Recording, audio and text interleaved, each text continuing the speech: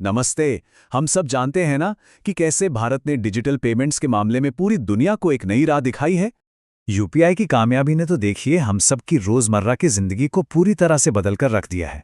और इससे एक बात तो साफ हो जाती है कि भारत के पास टेक्नोलॉजी को एक बिल्कुल ही अलग, एक अनोखे अंदाज में अपनाने की गजब की ताकत है।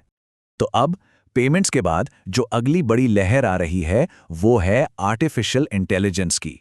और यकीन मानिए, ये जो एआई की क्रांति है ना, ये पेमेंट्स वाली क्रांति से भी कई गुना बड़ी होने वाली है।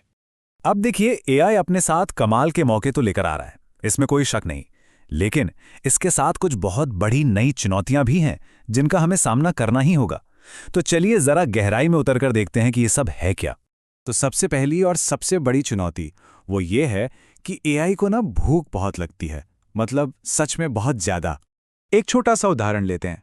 जब हम एआई की मदद से कुछ सर्च करते हैं तो उसमें एक नॉर्मल गूगल सर्च के मुकाबले 25 से 30 गुना ज्यादा बिजली खर्च होती है।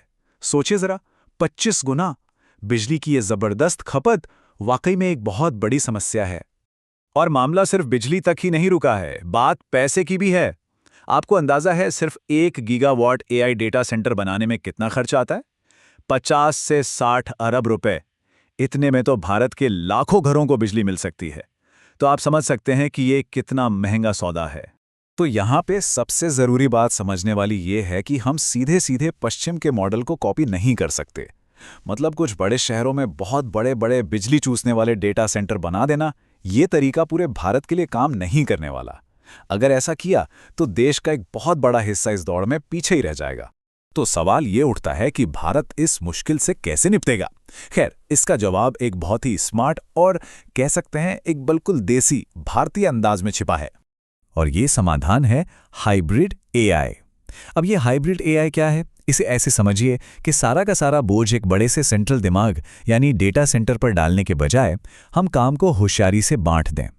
थोड़ा काम वो बड़ा दिमाग करे और बाकी का काम हमारे आसपास मौजूद लाखों छोटे छोटे दिमाग करें, यानी हमारे और आपके फोन और लैपटॉप। और यहीं पर एक और बहुत दिलचस्प कॉन्सेप्ट सामने आता है, घोस्ट कंप्यूट। ये सच में एक कमाल का आइडिया है। जरा सोचिए, हमारे देश में करोड़ों फोन, कंप्यूटर, ऑफिस के सर्वर हैं। जब हम उन्हें इस्तेमाल नहीं कर रहे होते तो उनकी सारी ताकत, उनकी सारी प्रोसेसिंग पावर बेकार चली जाती है ना। घोस्ट कंप्यूट का आइडिया इसी बेकार पड़ी भी ताकत को एक साथ जोड़ने का है। मतलब एक तरह से इन सबको मिलाकर एक बहुत बड़ा वर्चुअल सुपर कंप्यूटर बना देना। और इसका मकसद एकदम साफ है कि टेक्नोलॉजी का इस्तेमाल किसके लिए हो। नारियल उद्योग में काम करने वाले 3 करोड़ मजदूरों के लिए, दूरदराज के गांव में बैठे किसान के लिए, मतलब हर भारतीय की असली जमीनी समस्याओं को सुलझाने के लिए। असल में यही तो भारत की कहानी है। अच्छा, तो ये जो हाइब्रिड एआई मॉडल का विजन है, सुनने में तो बहुत अच्छा लगता है, लेकिन ये काफी बड़ा और महत्वाकांक्षी है। इसे जमीन पर उतारने के लिए, हकीकत में बदलने के लिए 3 बहुत जरूरी पिलर्स यानी स्तंभों की जरूरत पड़ेगी। सबसे पहला, सरकार और प्राइवेट कंपनियों जैसे आईबीएम, एचपी, एनवीडिया, इन सबको मिलकर काम करना होगा। दूसरा पिलर है लोगों में निवेश। सिर्फ इंफ्रास्ट्रक्चर बनाने से काम नहीं चलेगा, लोगों को नई एआई स्किल्स सिखाना उससे भी ज्यादा जरूरी है।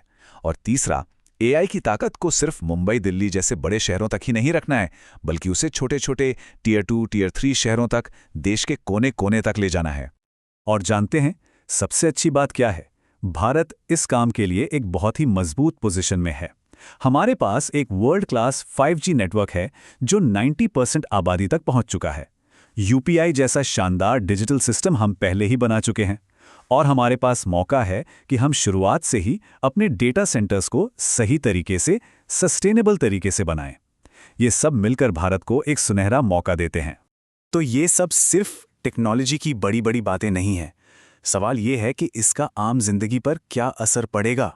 देखिए, स्टूडेंट्स के लिए इसका मतलब हो सकता है पर्सनलाइज्ड एजुकेशन, वो भी अपनी भाषा में। मतलब ऐसी पढ़ाई जो हर बच्चे के सीखने की रफ्तार के हिसाब से हो। इससे देश के 20 करोड़ स्टूडेंट्स को फायदा हो सकता है।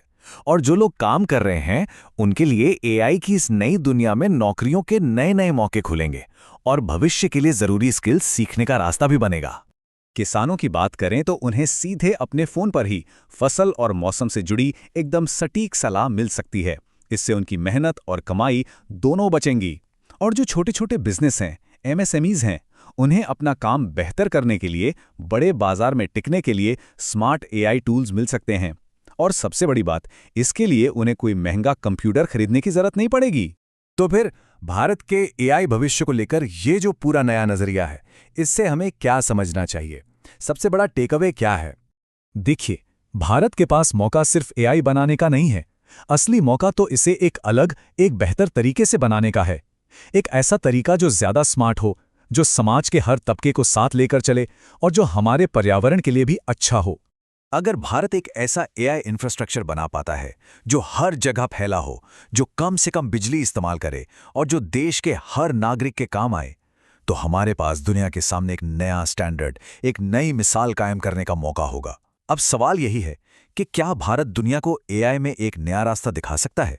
और इस सवाल का जवाब हम सब पर निर्भर करता है।